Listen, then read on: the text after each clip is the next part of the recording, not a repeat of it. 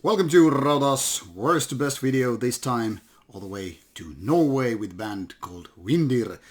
Windir is a tragic band for a reason. The main man, Walafar, died during the career of the band, which then again resulted the band disbanding. I think the kind of a right thing to do. I mean, you really can't put commercialism and things like that before a kind of a legacy. But, I mean, I could have understood if the band decided to really continue with the name. But instead, they went different ventures, and the biggest legacy since Windir is known as Vreid, another Norwegian band that has taken more like a black and roll kind of a path versus Windir's more melodic black metal. So, Windir's career really didn't last that long. They've only made 4 albums, and all of them pretty much the same quality. Melodic, black metal, the kind of Nordic way. Let's take a look at the band's Metal Archive site while I a little bit talk more about the music and put them into order. Now, the band started 1994. That is basically between the shift from the second wave, the first part of second wave for Norwegian black metal, and what came a little bit later on. I would still put them into the first wave, given that this all happened before the late of the 90s, where things were a little bit different. However, their first album came as late as 1997. Soknarldarl. I don't know how to pronounce it properly, so that's how it is. And I remember it being way too cheesy for me back in the days. I mean, it is so kind of a super melodic, even with kind of a happy, uplifting melodies, that it felt like sugar poured into my ears compared to so many darker bands, especially bands like, Darkthrone.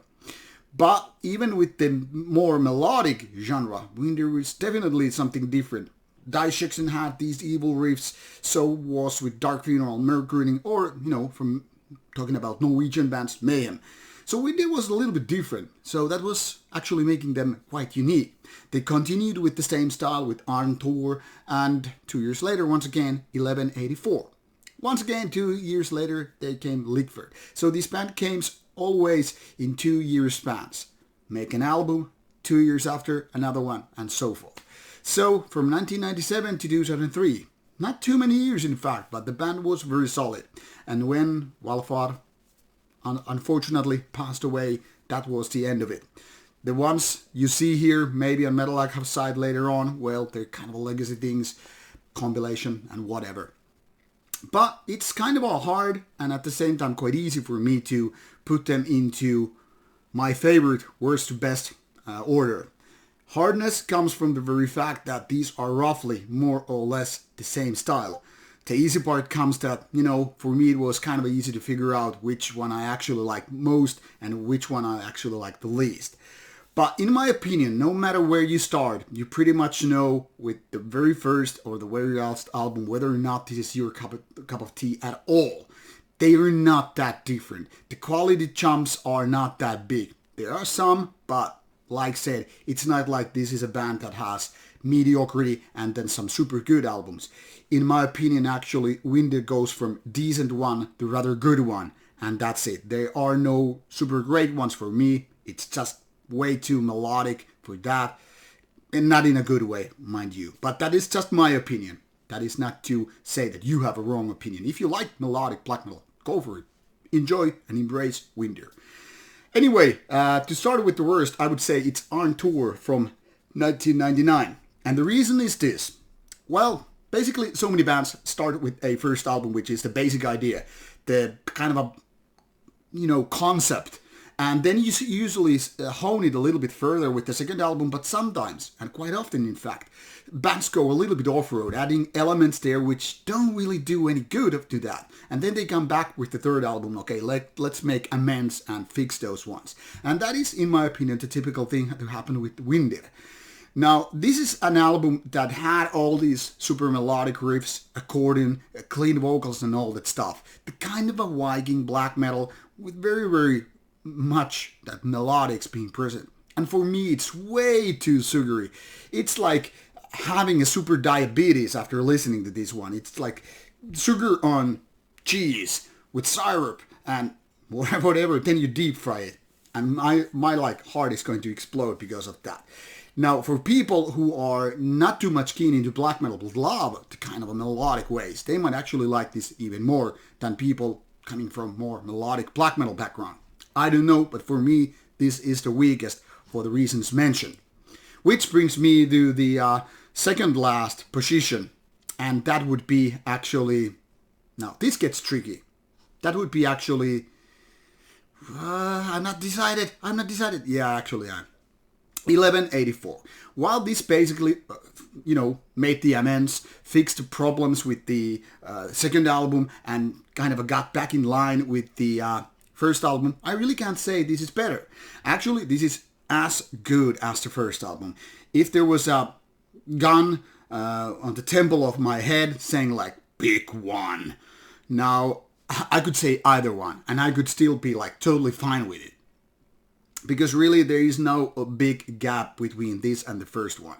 But the reason why I would put this on the third position is because, well, this really didn't do things better. This was more like getting back in line versus the second album, which was just a little bit off.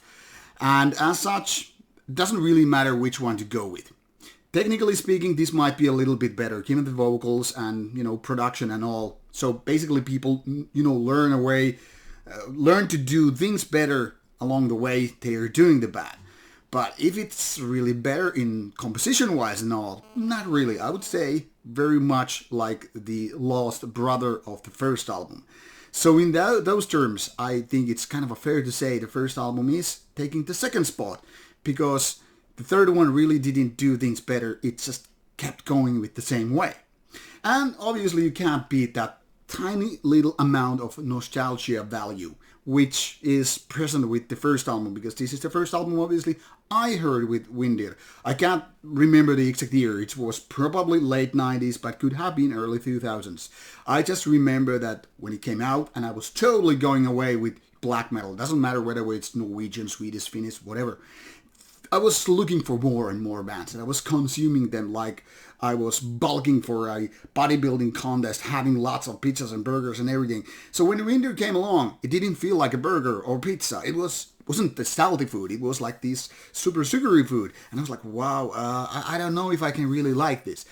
To a certain degree, definitely, like I said, the music is quite decent, but it's overly melodic, which kind of kills the thrill for me. And while I still have that feeling. Now I'm kind of like more understanding about, the chosen style and all. And basically, technically speaking, none of these suck at all. I mean, the only thing which I would complain a little bit about, in addition to the super cheesy, super sugary melodies, is that the clean vocals are not very good on the first album or first albums. But that's not a big complaint. I mean, they're a totally listenable album. I wouldn't go as far as to say like it's 93% or 86%. But hey, these are opinions and it's totally fine to disagree with them. So this brings me to the best album by Windir. And it's very, very tragic to say that this is the last album, the swan song of the whole band, because it's also the best. And one could have been only guessing how good the band been, evolving since that. Now, this is the album where, they finally kind of found the path they should be going. And by should, I mean they kind of figured out the use of melodies, not too sugary and cheesy anymore, but more like going to epic direction, the kind of a Bathory Viking era kind of a thing, but still being well more melodic. Also the clean vocals are a lot better, the production more, I guess, focused. So it seems like the band was totally learning from its previous, I don't know if I can call them mistakes, but flaws. And as such, the band was really progressing and evolving. Something that you really can't say about all the bands. Now, I've used previously, on previous Worst to Best videos, some kind of letter. Some bands do the J move. Start from up and then go down and once go up again. And some do the M movement. Worse, better. Again, a little bit worse. You get the idea. How would I then describe Windir? I guess, in a way, I could say it's a V. Starting with the second best album first. And then coming a little bit down, and then up again. So is it a W instead? Can't really say for sure because those two albums are roughly the same. Anyway, whatever the letter for this kind of a curve would be, W or V or I don't know, M. Lickford is, in my opinion, the best album in the series of Windir's legacy. It is quite refreshing to actually listen to these older albums after so many years and find out still some opinions haven't really changed, and at the same time it also explains to me why I don't have any Windir albums as physical copies in my collection. So while it's listenable, it's also a band that I really can't get to love fully.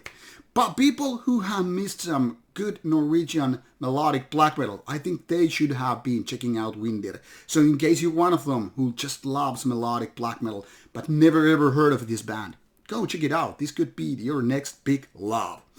Anyway, Rauta out with worst to best. Something else next time, totally different genre I would assume. Take care and bye bye.